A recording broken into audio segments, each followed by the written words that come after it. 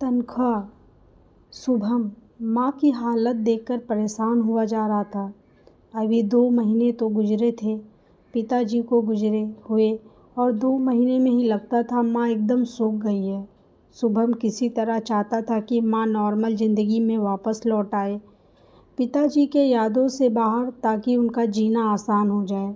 जाने वाले चले जाते हैं, लेकिन उनके साथ इस तरह जुड़े रहना जीना मुश्किल कर देता है। अतः उन यादों से बाहर ही आना बेहतर होता है। शुभम को माँ की गुम हुई मुस्कान वापस लौटाने की फिक्र खाई जा रही थी। सुबह शायद माँ को कोई काम था, अतः उसने शुभम से 300 रुपये मांगे। शुभम ने बिना सवाल किए तुरंत निकाल कर दे दिए, लेकिन पता नहीं क्यों उसे देना अच्छा नहीं लग रहा था। जब तक पिताजी थे तब तक सारे खर्च माँ करती थी, कभी उन्हें शुभम से मांगने की ज़रूरत नहीं पड़ी और शुभम नहीं चाहता था कि माँ उसके आगे हाथ फैलाए।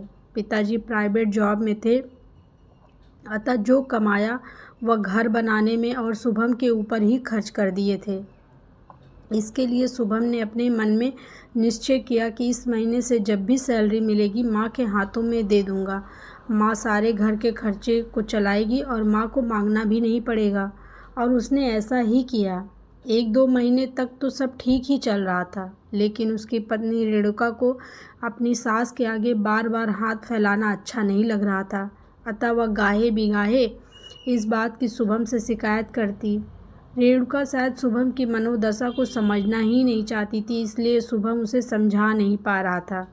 आखिर एक दिन बात इतनी बढ़ गई, शुभम और रेणुका में इस बात को लेकर खूब झगड़ा हुआ और रेणुका उठकर मायके चली गई। माँ को इस बारे में पता भी नहीं चला कि आखिर झगड़े की वजह क्या है।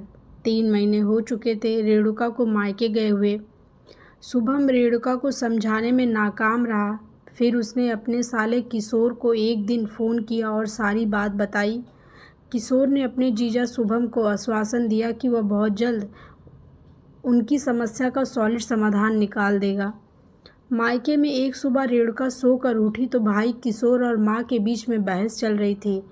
माँ: किशोर, क्या मैंने तुझे इसी दिन के लिए पाल पोस कर इतना बड़ा किया है कि आज 100 रुपये के लिए बहू के आगे गिड़गिड़ाना पड़ रहा है? क्या तुम मेरी इतनी छोटी छोटी ज़रूरतें भी नहीं पूरी कर सकते? किशोर बोलता है, माँ देखो माँ, मैं नहीं चाहता कि मेरी पत्नी भी मुझे छोड़कर चली जाए, अतः आपको रुपए चाहिए तो आपको शोभा, किशोर की पत्नी, से मांगने पड़ेंगे। मेरी तनख्वाह की मालकिन मेरी पत्नी ही रहेगी, कहकर किशोर उठकर चला गया। लेकिन रेणुका को अपने भाई की बात बहुत बुरी लगी और उसे अपनी गलती का एहसास होने लगा कि मैंने भी तो यही किया है। रेणुका अपनी माँ को आश्वासन देने लगी तो उसकी माँ बिफर पड़ी। रहने दे रेणुका, तू किस मुँह से मुझे समझा रही है? तूने तो अपनी सास के संग यही किया है और यही चाहती है। तेरी भाभी ने तुझसे ही यह सीखा है, वरना पहले किशोर सारी तनख्वाह मेरे हाथ में ही रखता था और पूरे घर का खर्च मैं चलाती थी और तेरी भाभी को कभी ऐतराज़ भी नहीं था, पर तेरी देखा देखी मेरा घर भी बिगड़ गया।